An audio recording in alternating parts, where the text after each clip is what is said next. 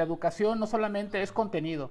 O sea, una persona educada, en el sentido amplio, formativo de la palabra, no es solamente quien sabe cosas ni quien es muy buena en matemáticas y quien puede hacer predicciones estadísticas complejas. Una persona es también quien se relaciona con los demás. Acuérdate que la educación también implica este proceso de integración. O sea, podemos tener genios que son incapaces de establecer relaciones con otras personas. Eso tampoco es para nada funcional.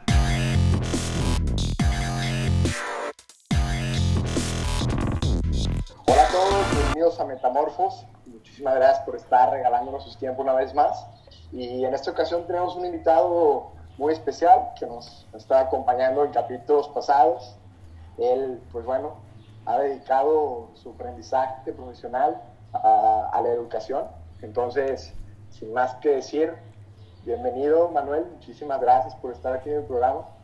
Hola Alejandro, gracias nuevamente por la invitación y bienvenidos y bienvenidas quienes nos escuchan nuevamente a una emisión más de Metamorfos. Bueno, pues te tengo que decir, Manuel, que ha recibido muy buenos comentarios, precisamente por lo que nos ha estado, pues bueno, aportando en el programa, diciendo acerca de, pues bueno, tú precisamente que te dedicaste a los estudios de la filosofía. La verdad es que han sido muy bien recibidos sus comentarios, entonces todo un placer tenerte aquí. Y en esta ocasión vamos a aprovechar para hablar precisamente acerca de la educación y cómo está influido. Entonces, antes que nada, pues primero conocerte más a fondo. Cuéntanos un poquito, pues cómo ha sido tu evolución en este ámbito, por qué decidiste enfocarte, cuál ha sido tu trayectoria. Sí, gracias Alex. Yo, pues actualmente yo laboro en el Tecnológico de Monterrey. Soy profesor. Inicié en agosto de 2014. Este año voy a cumplir ya 6 años trabajando para el TEC de Monterrey. Y antes de trabajar en el TEC de Monterrey, también tuve la oportunidad por ahí de estar un par de semestres en la UDG. Antes de eso también tuve la oportunidad de trabajar en algunas otras escuelas. Y yo llegué, me parece, a la educación o a tratar de dedicarme a esta noble profesión. Me parece a mí desde que trabajé en una empresa electrónica hace ya algunos años, prácticamente cuando yo llegué a vivir aquí a Guadalajara en el 2005, ya casi 15 años, y me di cuenta que trabajando ahí en una empresa electrónica, yo estaba en el área de capacitación. Entonces lo que yo hacía básicamente era enseñarle a otras personas cómo hacer un procedimiento dentro de una planta de producción de manufactura electrónica, y lo que me di cuenta es que la gente me entendía, que se me hacía sencillo explicar y que me gustaba la dinámica de tratar de mostrarle a alguien cómo hacer lo que yo sabía hacer. Y me parece que desde ahí me empezó a perfilar y a dar cuenta que pues era bueno comunicando ideas, era bueno para transmitir y que las personas aprendían un poco cuando se los explicaba. Y a raíz de eso, me parece a mí que es como cuando empecé a darme cuenta que probablemente la educación o el ser profesor podría ser una buena oportunidad. Y hasta el día de hoy, pues lo hemos intentado. Y cuando te diste cuenta acerca de esto, ¿cómo pensaste que el hacer filosofía pudiera servir como tal a enseñarla a alumnos como lo hace ahorita? Pues yo nunca pensé que me iba a dedicar a dar clases de filosofía. O sea, yo nunca jamás pensé que me iba a dedicar a dar clases en general, ¿no? Pero ya cuando estaba en la carrera, me empecé a dar cuenta que estas ideas que son tan valiosas y que para muchas personas significan tanto, pues, podría ser también valioso que otras personas tuvieran la misma experiencia que yo. Y es de considerarlas, de pensarlas por su cuenta, y si uno podía ser capaz, que eso pues es otro debate, si se puede o no se puede enseñar filosofía, es un debate también de la filosofía, ¿no? Que si se enseña filosofía, se enseña a filosofar, etcétera, y es otro tipo de debate, pero me parece a mí que cuando uno intenta transmitir estos contenidos o tratar de ayudarle a una persona a pensar, pues me parece que es muy valioso y necesario. Y por ejemplo, ¿qué te motivó a poder enseñar, o como tú dices, viene el debate de filosofar o enseñar filosofía, al pensamiento crítico que se conecta tanto con eso? ¿Qué fue el factor que te dijo, bueno, vale la pena enseñar filosofía? Bueno, pues yo creo que tú ves el proceso primero en ti. Obviamente, yo antes de estudiar filosofía, pues sí leía ciertas cosas, ¿no? Me interesaba por algunos aspectos del mundo, tenía ciertas inquietudes, pero cuando me puse a estudiar ya la carrera como tal, la licenciatura, luego la maestría, pues me di cuenta que ese proceso que yo viví era, pues, interesante tratar de que alguien más lo viviera. Y en ese sentido, creo que la intención siempre ha sido el tratar de compartir y el tratar de intentar que otras personas que también tienen esos intereses, que les preocupa el mundo, que no se conforman con ciertas cosas que les ofrece la realidad o las explicaciones que ya están dadas, y que está buscando nuevas formas de pensar, nuevas formas de entender y nuevas formas de compartir, pues creo que era interesante intentar lograr que otras personas también vivieran la experiencia, ¿no? Entonces digamos que el intento fue por ahí. Primero ver que en mí hizo un cambio y que podría valer la pena que otras personas también lo intentaran. Y vaya que hay una importancia muy grande al desarrollar ese tipo de pensamiento a personas como tú bien lo dices ahorita, acerca de cómo interactúan con la realidad, pero de qué forma lo enseñas, o cómo puedes hacer despertar esa curiosidad en una persona, o a eso, ¿cómo lo llamas tú? ¿Lo llamas educación, o qué entiendes por educación, tú siendo maestro? Sí, bueno, serían dos preguntas distintas, ¿no? Me gustaría primero responder la segunda, y es la pregunta de qué es educación o qué creo que es la educación. Hasta el día de hoy, por mi experiencia, por los cursos, por mis lecturas que he tenido, yo he llegado al punto de tratar de entender en este momento la educación como un proceso social de enseñanza-aprendizaje que tiene por lo menos tres grandes aspectos. Uno es acumulativo en el sentido histórico, otro es que es integrador, y la tercera es que es formativo. Entonces me gustaría explicar cada uno de los tres, ¿no? O sea, yo creo que la educación es un proceso social de enseñanza-aprendizaje acumulativo en el sentido histórico, porque habría que ver la historia de la educación, ¿no? O lo que hemos entendido como prácticas educativas. Si nosotros nos vamos a la antigüedad, nos vamos a dar cuenta que la educación formaba parte de ciertos círculos, de ciertas élites. La figura del pedagogo, por ejemplo, hablando de pedagogía, la palabra es griega, y la idea del pedagogo era una persona que era contratada para acompañar, digamos que la palabra es esa, ¿no? Como acompañar a los niños y a las niñas en conocer lo que hasta en ese momento de la historia se sabía, ¿no? Por ejemplo, también si nos pensamos un poquito en, no sé, en los aztecas, en los mayas, pues ahí más bien la educación estaba reservada para las personas que regían en el poder, para los sacerdotes, ¿no? Para los tlatoanis, etcétera.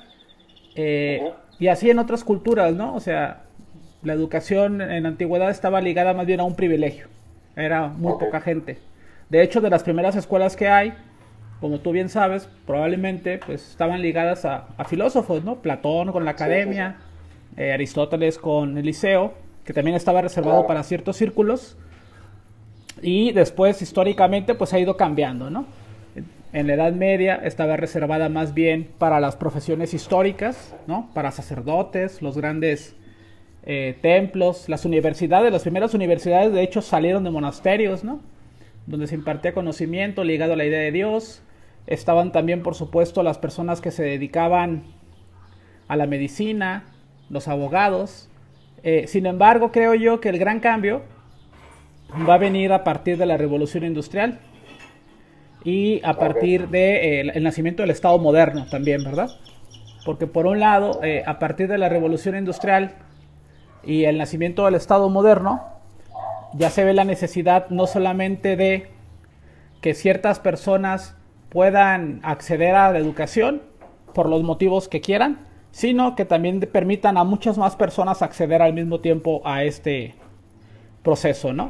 Y a raíz de la revolución industrial y con la emergencia de la idea del trabajo, pues me parece a mí que el proceso educativo ligado a la industria o a ganarse la vida empieza a cobrar mucha más notoriedad.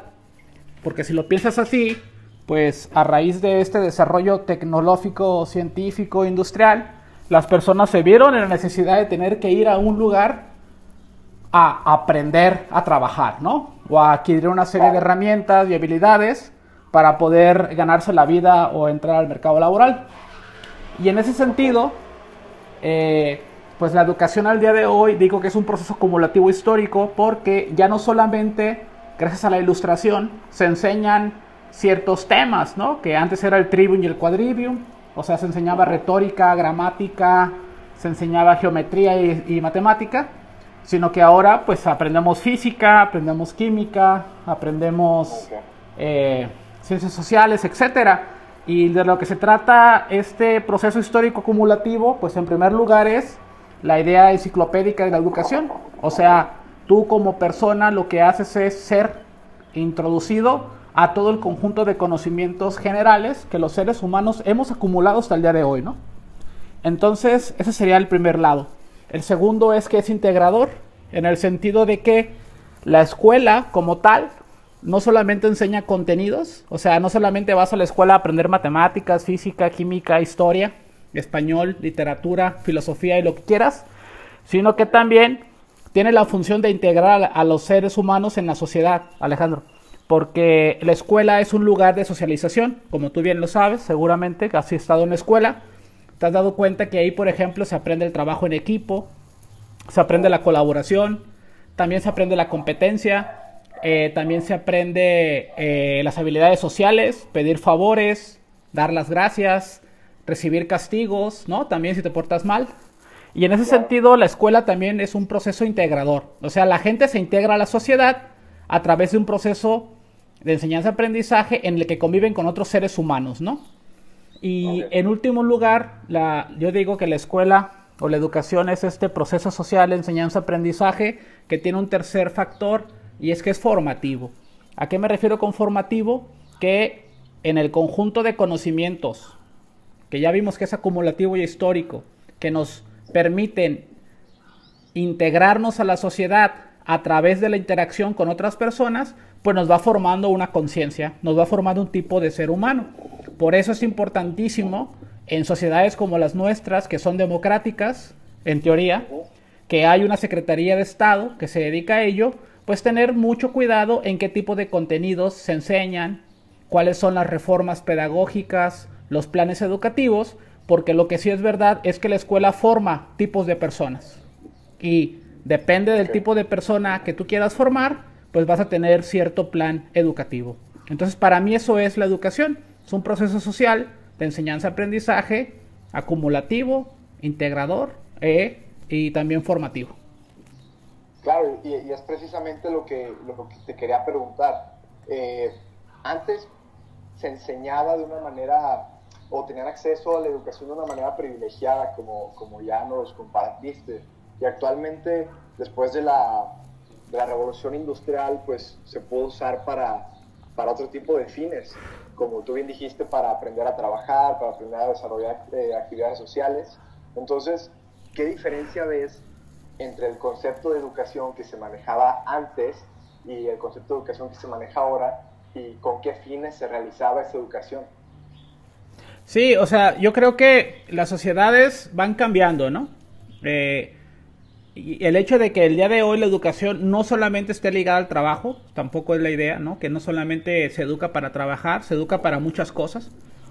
Porque si se fuera a educar para trabajar, pues habría un montón de carreras que ya no existirían, ¿verdad?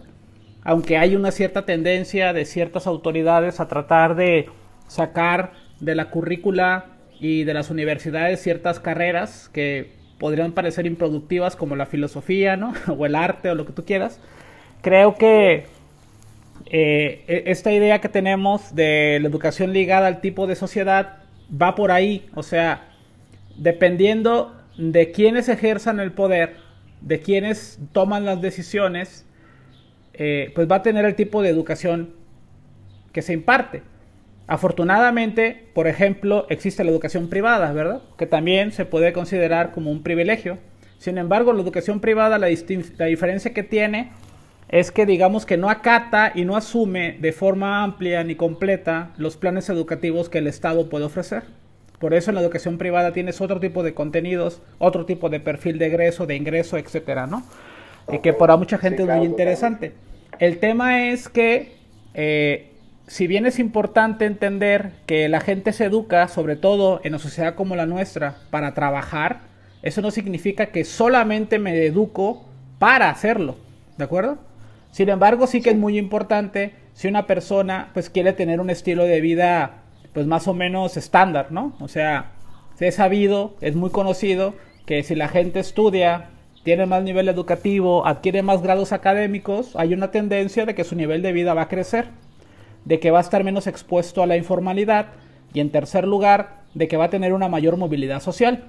Afortunadamente, a través de la educación, muchas personas que de otra manera no hubieran podido salir adelante lo han hecho. Y creo que ese es uno de los grandes valores que tiene la educación.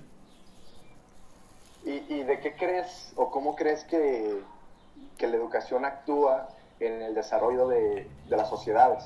Ya una vez hablando de la educación privada y de la educación pública, ¿a qué fines esperamos que la educación esté dirigida? Pues yo creo que la educación tiene un gran fin en la sociedad y es que la educación es muy disruptiva. Es disruptiva en el sentido de que si bien la educación lo que permite de fondo es que los nuevos llegados a la sociedad, o sea los niños y las niñas, se integran a la sociedad, aprendan cosas comunes a todos, tengamos un sentido común. Eso no significa que no podamos generar cosas nuevas y tampoco innovar. Y creo que la educación lo que tiene es eso, ¿no?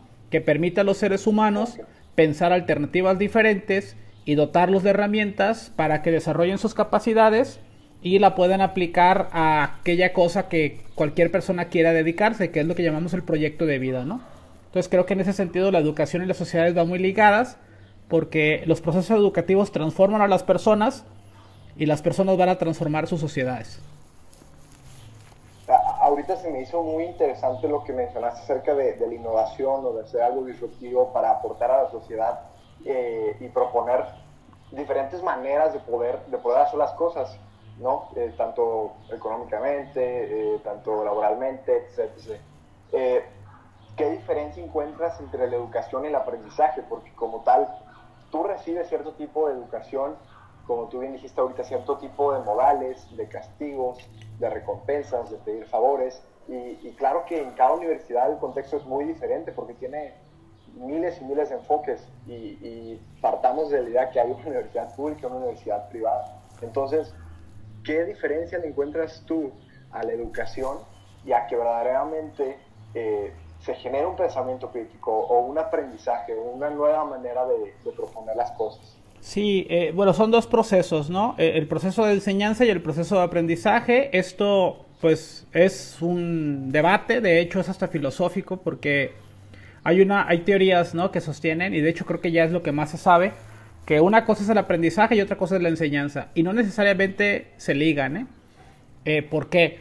Porque el proceso de enseñanza se da a partir de quien ejerce la docencia, ¿no? Del maestro o la maestra, con sus intenciones, con sus planes, con sus diseños, con sus tareas, las actividades.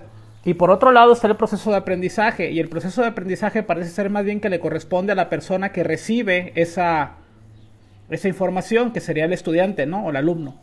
Y el proceso de enseñanza-aprendizaje parece ser que son dos cosas que se relacionan, pero que son abismalmente opuestas. ¿Por qué? Porque, por ejemplo, yo puedo tener la mejor de las intenciones, tener un gran diseño, tener una actividad muy bien estructurada, con objetivos claros, teniendo bien definidas mis competencias, dando las instrucciones y resulta que la persona que me escucha no aprende nada, o sea, no tiene un proceso de aprendizaje, que se puede deber a muchos factores, ¿no? Primer lugar, el hecho de que una persona no aprenda nada, pues puede ser un asunto biológico de entrada, es decir, que químicamente, cerebralmente hay una incapacidad en su cerebro por hacer conexiones neuronales o en un desequilibrio químico, o sea, la persona no aprende porque tiene un problema cerebral, una enfermedad. Ahora, si no ese es el caso, que una persona tenga algún trastorno o un proceso de, no sé, le llaman esos trastornos de ansiedad o, perdón, esos trastornos más bien como de aprendizaje, o sea, la persona no aprende por razones químicas cerebrales, pues puede haber otras razones, ¿no? Que serían, por ejemplo, emocionales, o sea, que un niño, una niña o un joven o un estudiante, un adolescente no aprende porque se siente mal, porque no quiere estar ahí, porque no ve que no le interesa. Y en tercer lugar, puede ser un proceso que no aprendo nada porque no entiendo lo que dice el profesor. Que esos son, creo, los problemas más comunes, ¿verdad? Y creo que el problema no es que el profesor no esté dando bien la clase, no es que no se haya preparado. Lo que creo que es un problema de comunicación. Y es un problema de comunicación porque así como la enseñanza y el aprendizaje son cosas diferentes, pues también el platicar, el hablar y el proceso comunicativo entre el oyente y el que me escucha es un proceso muy diverso, ¿estás de acuerdo? Yo puedo estar hablando aquí frente a ti y frente a quien me escucha y puede que no esté entendiendo nada de lo que diga. Sí. O sea, puede ser por varias razones. Uno sería el idioma y estamos hablando español. Quizás si me escuchara alguien que habla chino o que habla holandés o que habla alemán, no me escuche, no me entienda. Porque todos los sonidos estarían desarticulados. Pero si es español, entonces significa que probablemente hay un estilo de conversación, un estilo de cómo yo me han educado o cómo yo he ido aprendiendo, ¿no? A hablar, a entender, a procesar información, a relacionar conceptos, a abstraer, que son habilidades filosóficas de cierta manera, que van a impactar de manera directa en la forma en la cual una persona entiende una información que se le da. Entonces yo creo que el problema de enseñanza-aprendizaje de fondo es un problema de comunicación, o sea, de saber entender y tratar de comprender y establecer una serie de mecanismos diversos para que una persona reciba un mensaje de manera diversa. O sea, puede ser de diferentes maneras, que son los famosos estilos de aprendizaje, ¿no? O sea, la idea de los estilos de aprendizaje es que las personas podemos tener una relación con el aprendizaje más de tipo kinestésico, que nos ayuda de hacer cosas, que somos más manuales, más prácticos. Otras personas son más visuales, otras personas más auditivas, etcétera, ¿no? Entonces creo que por ahí va la clave, ¿no? En tratar de encontrar estímulos diversos para que una persona que se le complique cierta manera de aprender pueda entenderlo en otro canal. Claro, totalmente. Y es una pregunta obligada que te tengo que hacer. ¿Tú crees que se ha fallado en cuanto a los estilos o métodos de enseñanza? Porque cuando se señala a alguna persona de que tiene alguna cierta incapacidad biológica para poder procesar la información, como ya digamos trastornos de déficit de atención o trastornos de hiperactividad, ya vaya que en la universidad o posterior han salido bastantes expertos, bastantes genios, si así lo quieres ver, acerca de cierto tipo de temas que alguna vez los señalaron que tenían trastornos con los cuales no podían procesar de igual manera que sus compañeros en la clase. Entonces, ¿qué opinión te merece esto? ¿Se deberían adaptar o se deberían estudiar ciertos tipos de aprendizaje en lugar de enfocarse a una educación que nos diga, bueno, así es como se tienen que hacer las cosas, así es como tienes que saludar, así es como tienes que corresponder o recibir castigo? Sí, bueno, la idea de los genios con trastornos es muy interesante, ¿no? Porque lo que nos permite ver es obviamente que hay personas que su cerebro funciona de una manera diferente a la que otro cerebro funciona, que es el estándar, ¿no?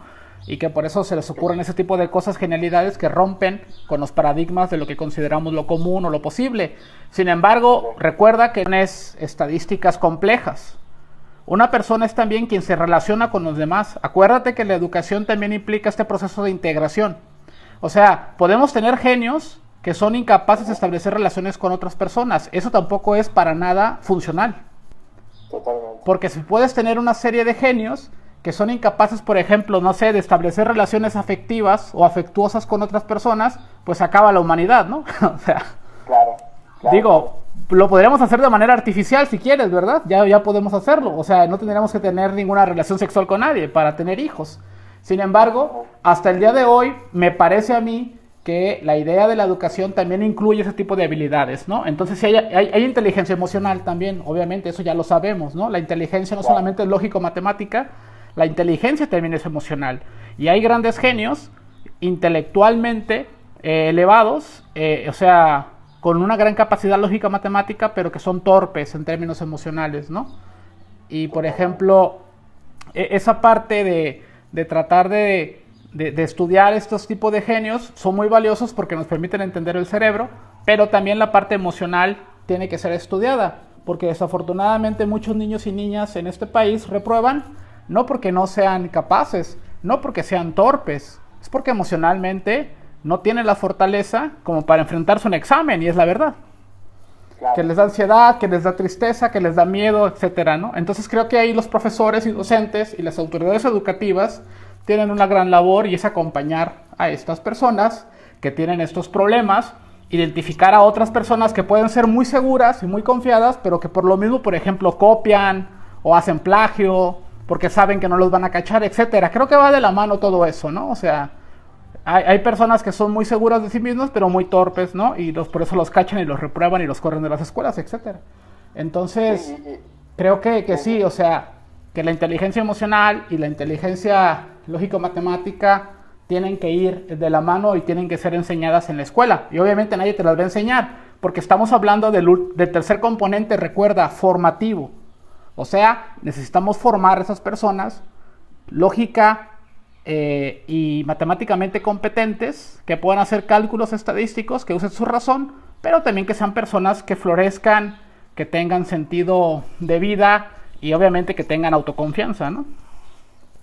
Sí, más que tal vez la denominación de genio se ha descubierto así por diferentes tipos de habilidades que, como tú bien dices, alguien puede ser bueno manejando sus emociones y otro puede ser bueno en cuanto a matemática, pero les llamamos genios a los que no van a la regla del sistema, a los que no obedecen al sistema. A esos tal vez les podríamos llamar genios, pero no significa que realmente lo sean en cuanto no obedecen a las reglas de la educación que se les está dictando. Entonces, esto me obliga a hacer otra pregunta, Manuel, y es ¿tú crees que la escuela o la universidad, como lo quieras ver, nos ha enseñado más bien a educarnos y a seguir una norma más que a pensar por nosotros mismos? Pues mira, la pregunta anterior también me gustaría contestarla con esta, y me preguntabas que si lo hemos logrado en este país. No lo hemos logrado, porque estamos en los últimos lugares de la OCDE en términos de niveles educativos, ¿verdad? México está en los peores lugares de la OCDE en términos de educación. O sea, nos va muy mal en matemáticas, nos va muy mal en español, en habilidades sociales, y en ese sentido creo que hay una gran tarea por delante que tenemos nosotros aquí en este país para poder sacar pues mejores notas, ¿no? Y poder elevar ese nivel en términos internacionales.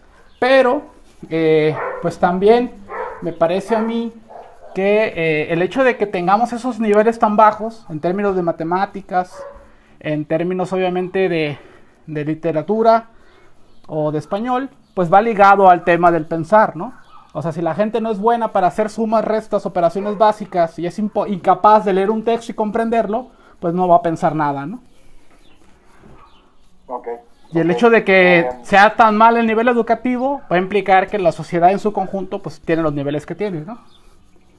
Claro, y es otra pregunta que te quiero hacer.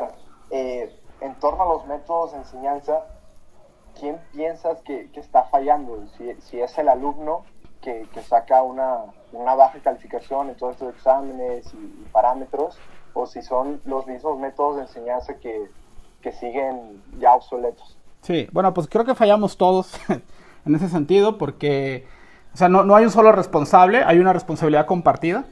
Obviamente creo que quien tiene más responsabilidad es la institución educativa y los maestros, porque digamos que los obligados a tratar de hacerlo mejor y sacar adelante a la sociedad, pues son los profesores. Los alumnos probablemente no quieran estar ahí, Porque, Claro. sí, o sea, el tema de la escuela es que es una cosa obligada y mucha gente no le gusta ir a la escuela porque no lo ve necesario, porque precisamente gracias a estos genios, ¿no? que existen, Claro. que nos muestran que, pues, si pones un negocio o si te juntas con unos cuates y haces una plataforma de red social para que la gente se conozca y liga y comparta sus ideas, pues se va a hacer millonaria, ¿no?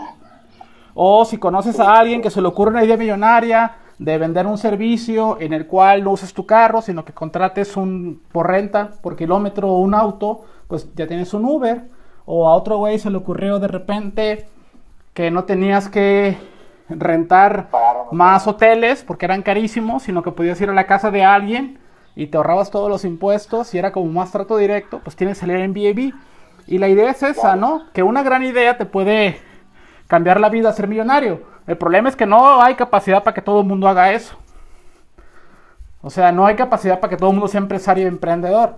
Va a necesitar otro tipo de liderazgos en otro sentido, ¿no? Y desafortunadamente va a haber personas que también va a requerirse que hagan trabajos básicos para los cuales no necesitan tanta capacitación, pues, ¿no? Sin embargo, sí que es verdad que en este país, que es de producción y de servicios, pues sí se requiere niveles educativos. Y en ese sentido, creo yo que la gran responsabilidad la tenemos los docentes y las instituciones educativas, porque los alumnos están ahí para entender que eso que es importante para ti como docente y como país, te resulta interesante a ti. Ese es el reto. Porque para los alumnos no es importante ir a la escuela. Saben que es por obligación. Ya cuando estás en profesional o en carrera, más o menos dices, ay, güey, creo que sí es porque quiero estar aquí, ¿verdad? Pero la educación básica es un martirio porque no entiendes por qué estás ahí. Claro. Y hay que tratar poco a poco de irte introduciendo en algo que tú lo sientas más ligado a la realidad. Ese es el gran fracaso de la educación que tenemos al día de hoy, creo yo, que muchos de los contenidos no están ligados a algo real. Sí, y también mencionaste algo muy interesante acerca de estas plataformas y el emprendimiento. Fíjate que yo estoy con un punto de vista diferente acerca de eso porque, por ejemplo, ¿alguien está interesado en ir a la escuela para ser millonario? No tienes que ir, no tienes que ir a la escuela para ser millonario, para empezar.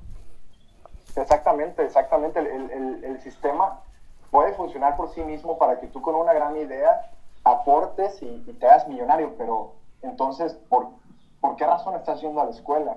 Parece ser que muchos lo ven por esa misma razón, de que voy a la escuela para tener una gran educación y tener acceso a bueno, un gran nivel adquisitivo, pero tal vez deberíamos enseñar que ese no es el fin, sino que el aprendizaje por sí mismo es placentero, el saber, el investigar y el dominar alguna materia en sí.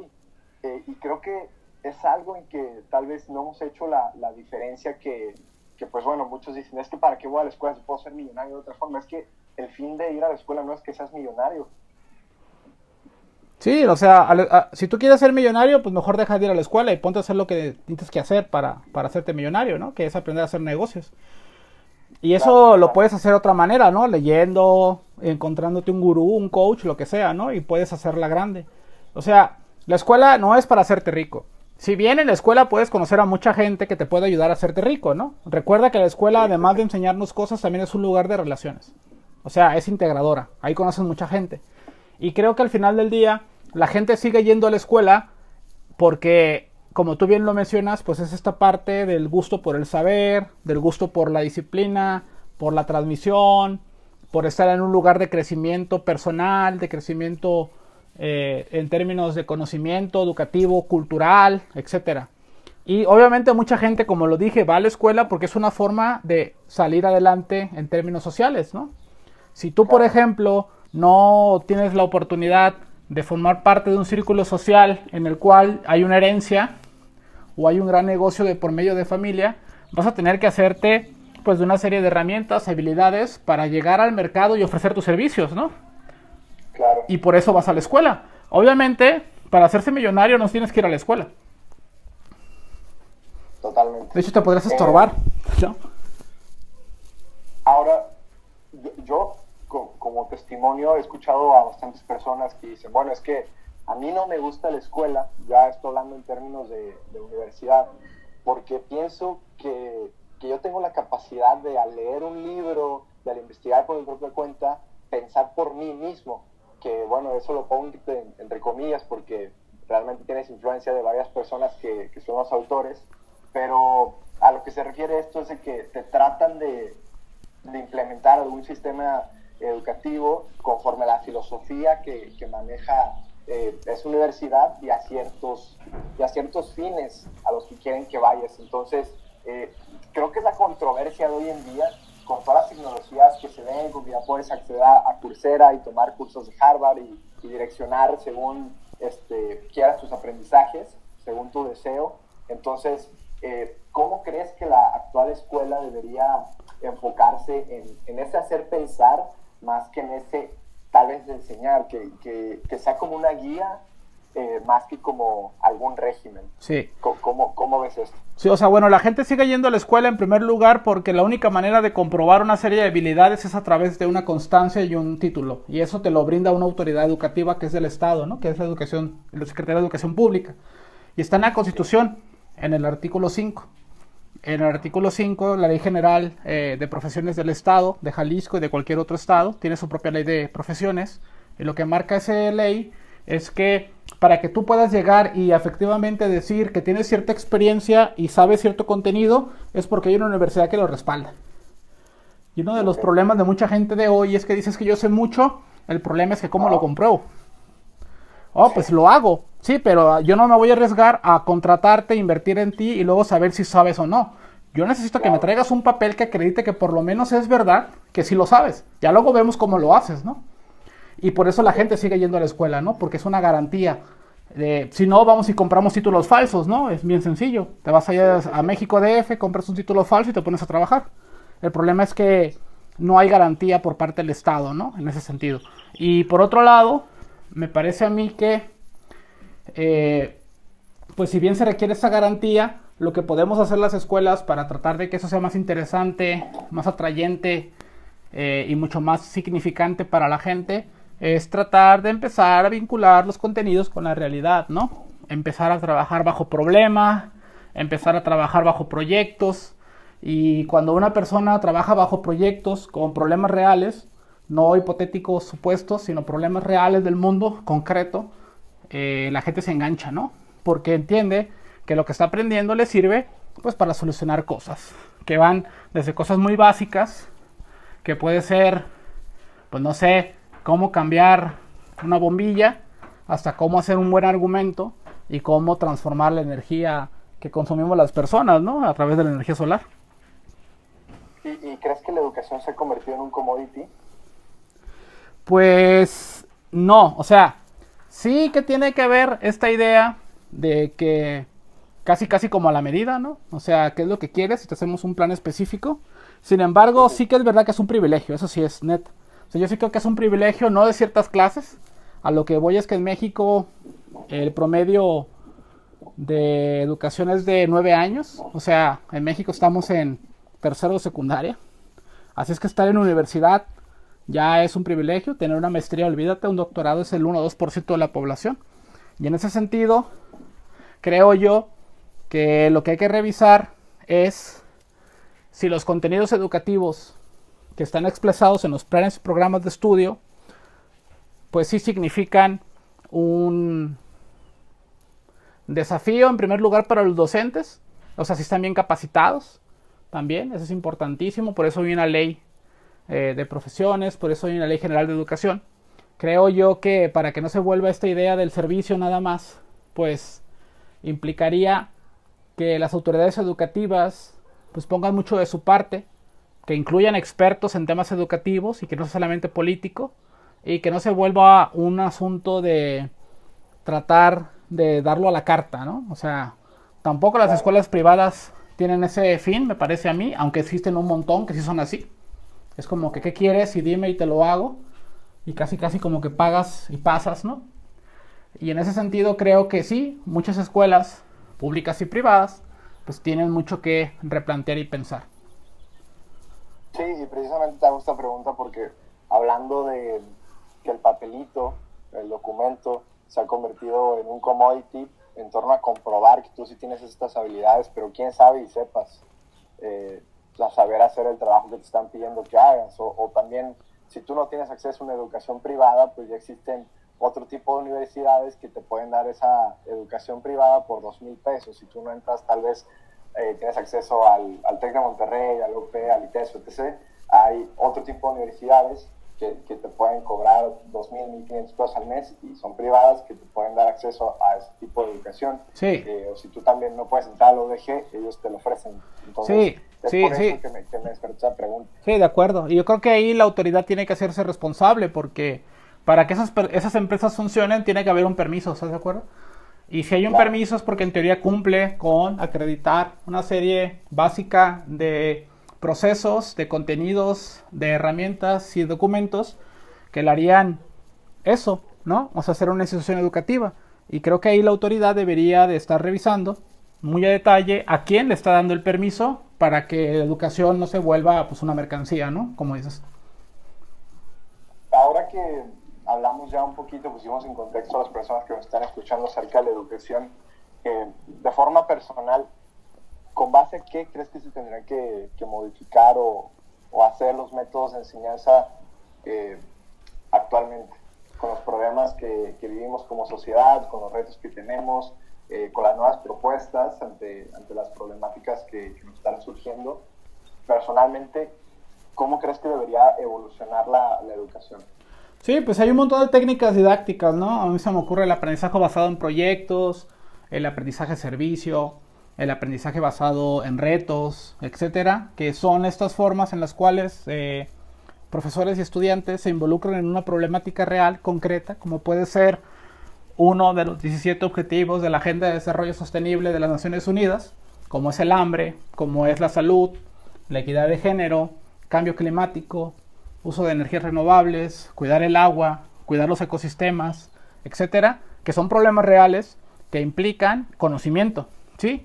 Que implica saber de estadística, que implica saber de física, saber de ciudadanía, saber de biología, saber de literatura y las habilidades básicas que nos ayudan a resolverlos. Entonces creo que para mí el futuro de la educación, para ser más significativa y para que tenga un poco más de impacto en los estudiantes, debería estar ligada a ese tipo de metodologías que implican estar en contacto con la realidad, con las personas y resolver problemas juntos. Bueno, Manuel, pues muchísimas gracias por tu participación el día de hoy. Creo que este tema de la educación da para muchísimo que hablar. Pero bueno, por tiempo lo vamos a dejar aquí. Creo que haciendo una síntesis de todo esto podemos ver que conforme a México y tal vez en un promedio en Latinoamérica, deberíamos poner atención en conforme a los métodos de enseñanza y hacer pensar a las personas y hacerles ver la realidad a la que van a ir y la importancia de aprender cosas y el placer que tiene detrás de ello. Sí, de acuerdo contigo, yo creo que ese es uno de los grandes desafíos, de hecho es uno de los desafíos de las Naciones Unidas al día de hoy, que es su educación de calidad. Y ahí está la Agenda de Desarrollo Sostenible 2020, Agenda 2030 de la ONU. Para quien quieran saber más, busquen ese objetivo. Me parece que es el número 5, no recuerdo, sí, creo que es el 5, educación de calidad. Y búsquenlo para que vean un poco el diagnóstico que hace Naciones Unidas de cómo estamos como humanidad y por qué es importante que cada vez más personas tengan acceso a educación y sean capaces de transformarse y transformar su vida.